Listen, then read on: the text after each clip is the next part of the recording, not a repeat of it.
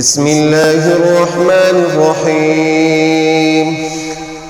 حميم والكتاب المبين إنا جعلناه قرآنا عربيا لعلكم تعقلون وإنه في أم الكتاب لدينا لعلي حكيم أفنضرب عنكم الذكر صفحا أن كنتم قوما مسرفين وكم أرسلنا من نبي في الأولين وما يأتيهم من نبي إلا كانوا به يستهزئون فأهلكنا أشد منهم بطشا ومضى مثل الأولين ولئن سألتهم من خلق السماوات والأرض ليقولن خلقهن العزيز العليم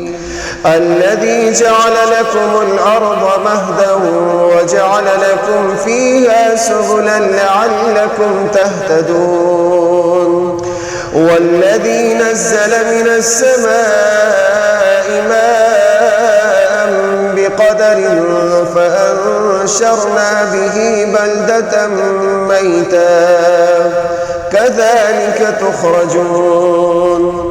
والذي خلق الأزواج كلها وجعل لكم من الفلك والأنعام ما تركبون لتستووا على ظهوره ثم تذكروا نعمة ربكم إذا استويتم عليه وتقولوا سبحان الذي سخر لنا هذا وما كنا له مقرنين وإنا إلى ربنا لمنقلبون وجعلوا له من عباده جزءا إن الإنسان لكفور مبين أم اتخذ مما يخلق بنات وأصفاكم بالبنين وإذا بشر أحدهم بما ضرب للرحمن مثلا ظل وجهه مسودا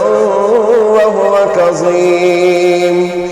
أومن ينشأ في الحلية وهو في الخصام غير مبين وجعلوا الملائكة الذين هم عباد الرحمن إناثا أشهدوا خلقهم ستكتب شهادتهم ويسألون وقالوا لو شاء الرحمن ما عبدناهم ما لهم بذلك من علم إن هم إلا يخرصون أم آتيناهم كتابا من قبله فهم به مستمسكون بل قالوا إنا وجدنا آباءنا على أمة وإنا على آثارهم مهتدون وكذلك ما أرسلنا من قبلك في قرية من نذير إلا قال مترفوها إنا وجدنا آباءنا على أمة وإنا على آثارهم مقتدون قال أولو جئتكم بأهدى مما وجدتم عليه آباءكم قالوا إنا بما أرسلتم به كافرون فانتقمنا منهم فانظر كيف كان عاقبة المكذبين وإذ قال إبراهيم لأبيه وقومه إنني براء مما تعبدون إلا الذي فطرني فإنه سيهديني وجعل لها كلمة باقية في عقبه لعلهم يرجعون بل متعت هؤلاء وآباءهم حتى جاءهم الحق ورسول مبين ولما جاءهم الحق قالوا هذا سحر وإنا به كافرون وقالوا لولا نزل هذا القرآن على رجل من القريتين عظيم أهم يقسمون رحمة ربك نحن قسمنا بينهم معيشتهم في الحياة الدنيا ورفعنا بعضهم فوق بعض درجات ليتخذ بعضهم بعضا سخريا ورحمة ربك خير مما يجمعون ولولا أن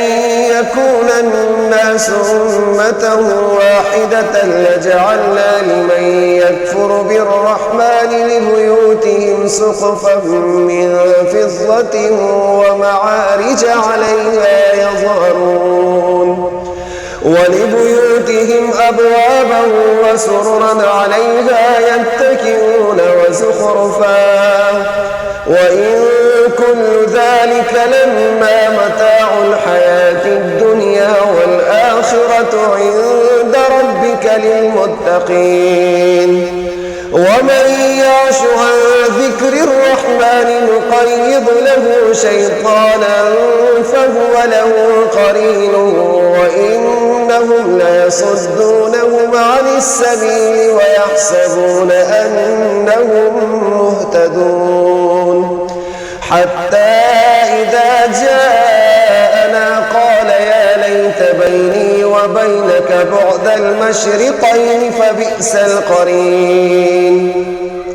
ولن ينفعكم اليوم إذ ظلمتم أنكم في العذاب مشتركون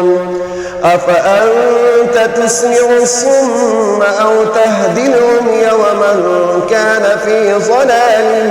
مبين فإما نذهبن بك فإنا منهم منتقمون أو نرينك الذي وعدناهم فإنا عليهم مقتدرون فاستمسك بالذي أوحي إليك إنك على صراط مستقيم وإنه لذكر لك ولقومك وسوف تسألون واسأل من أرسلنا من قبلك من رسلنا أجعلنا من